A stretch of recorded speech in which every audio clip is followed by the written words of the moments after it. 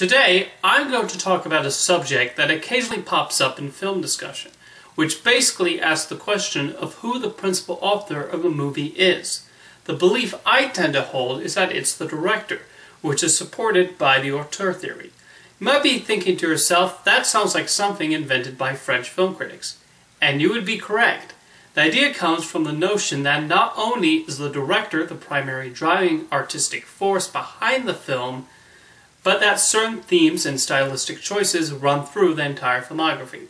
When you look over a director's work, it's not difficult to see how each film connects with one another. Let's start with Steven Spielberg as an example. Throughout his films, we see a running theme of the absentee father figure and how that affects the protagonist, or maybe the main character is the missing father. Spielberg's work, also more often, tends to have a sense of optimism, especially in scenes with characters looking far off into the distance. His use of light also runs throughout his films, illuminating behind or in front of the characters, either something good or foreboding danger. When you watch a Steven Spielberg film, you know it's him even if you go in not knowing. You also have directors who are somewhat invisible, and while they don't have a specific visual style that runs through their work, they still have ideas and themes that are consistent. Let's use somebody like Raja Gosnell, not a particularly good director in my opinion, and often accused of just being a higher-on filmmaker, but he's an auteur nonetheless, and one who also likes to reuse certain character tropes in his movies. Gosnell frequently directs films about outsiders who end up in a completely new place that forces them to change their methods to fit in. The fish-out-of-water scenario is hardly a new one, but his characters seem to get more slapstick when put into a new location, whether they be the Smurfs going to New York, the burglars dealing with a trap-setting child in Home Alone 3, a professional reporter returning to the awkwardness of high school in Never Been Kissed, or the Scooby-Doo gang dealing with real ghosts and even swapping bodies at one point on Spooky Island. Gosnell also likes to utilize a specific color palette, depending on the subject of the film, including green in Scooby-Doo, and of course blue in the Smurfs. So even in those we don't recognize as great directors or filmmakers with specific visions, have elements that connect their filmography together. Film, of course, is a collaborative medium, and another reason why a director's style will be consistent with each film is because of the crew members they hire from movie to movie. Going back to Spielberg as an example, on most of his projects he brings along John Williams as a composer, Janusz Kaminski has been his director of photography on all of his films, beginning with Schindler's List, Michael Kahn has edited the large majority of his work, and Kathleen Kennedy frequently serves as his producer. Spielberg also has a reliable team of sound people he brings along to every project he does. And even when the director is in charge, the trademarks and techniques of other crew members will definitely play a role in impacting the final product. On The Social Network, to use one example, it's clearly a David Fincher film, as it tackles a protagonist who's rather cold and unemotional through the course of the movie, and in his own little world, which is a running theme throughout his filmography. The look of The Social Network, which combines a digital and clean appearance with old-school photography, is not only a product of Fincher's, but also that of his frequent director of photography, Jeff Cronenweth. The film's screenplay, while utilizing the aforementioned themes apparent in Fincher films, is clearly a product of Aaron Sorkin, with its fast-paced dialogue and the way the characters interact with one another. The role of rigid authority against an independent thinker, in this case the campus elite and the world of Silicon Valley, versus that of the brilliant but brass Mark Zuckerberg, is also something that tends to appear in Sorkin's other scripts. All of these contributions from the people involved in The Social Network combine to create the finished product we know of. The question of authorship especially comes about in regards to powerful producers who are maybe far more well known than the directors.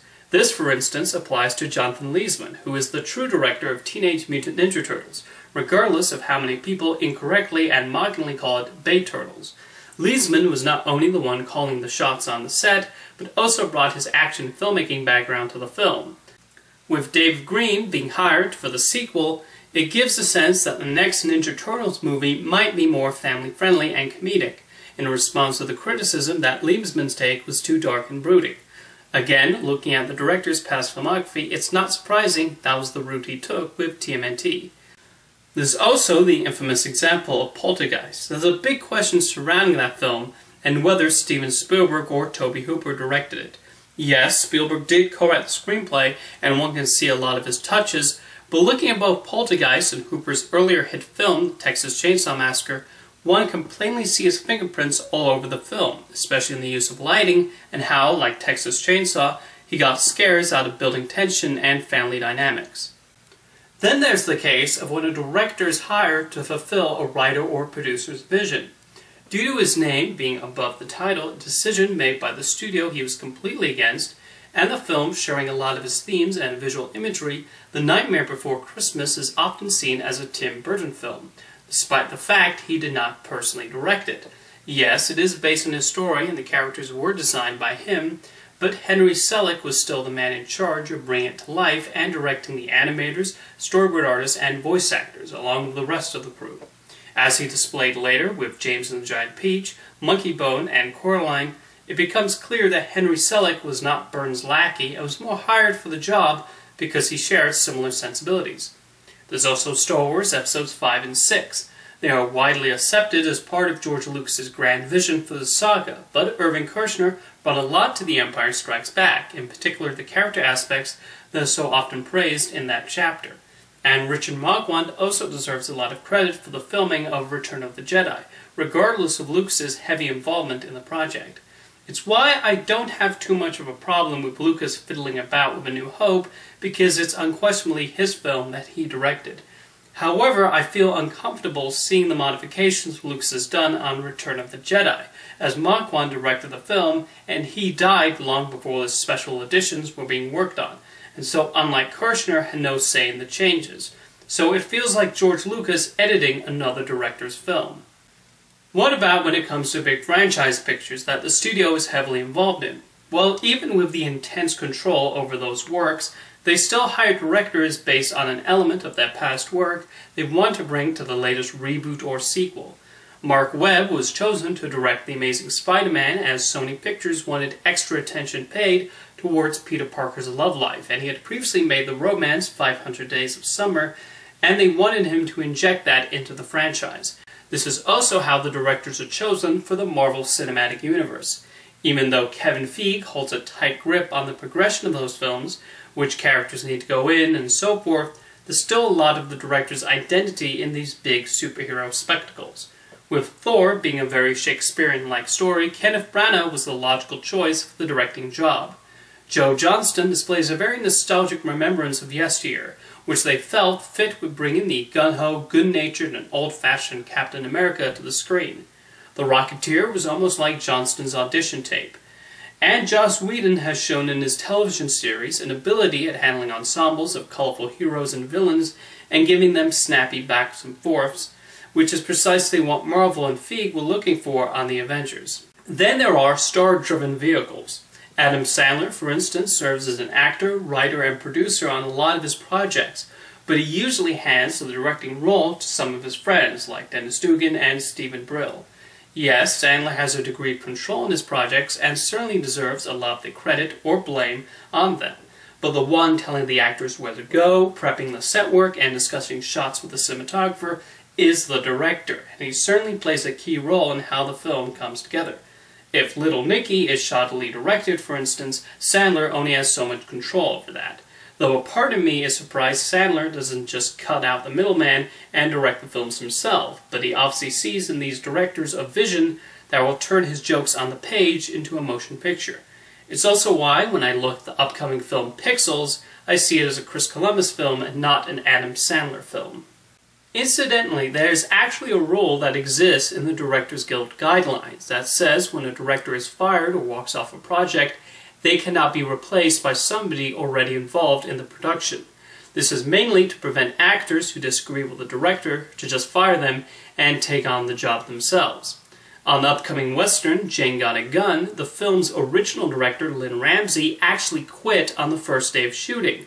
But Natalie Portman, who both stars in and produces the film, could not take her place. The producers had to go and find another director with no previous affiliation to take over. In the case of animation, they're often defined by their studios rather than directors. We constantly refer to Pixar and Disney and Blue Sky films. However, looking at who the directors are in the animated films, one can see they too put a personal stamp on their movies while still working within a certain house style. Let's look at Pixar, for example.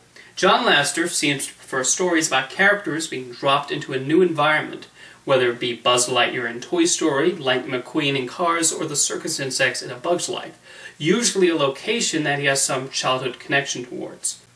Andrew Stanton will typically send his characters on long journeys in search of a loved one, and yes, this even applies to John Carter to an extent. Brad Bird will usually make films about special beings who have abilities that are undermined by the ordinary citizenship, and again, this can be seen in The Iron Giant and his 2 live-action pictures. And Pete Docter likes to turn something ordinary and mundane into something fantastical, like a working factory being run by the monsters in our closet, our mind being a headquarters that drives us, or a house turning into a flying machine that can take us anywhere. I remember being one of those people excited for How to Train Your Dragon before its release, because I did not see it as a DreamWorks production and more like a Dean DeBois and Chris Sanders movie, and I had a feeling they would bring a similar sensibility they had displayed in Lilo and Stitch, despite hopping to a new studio. In conclusion, I hope that gave you some insight into the auteur theory and how directors are able to bring certain elements from one project to the next. Please let me know in the comments where you stand on this theory. I'm really curious. And I'll see you next time.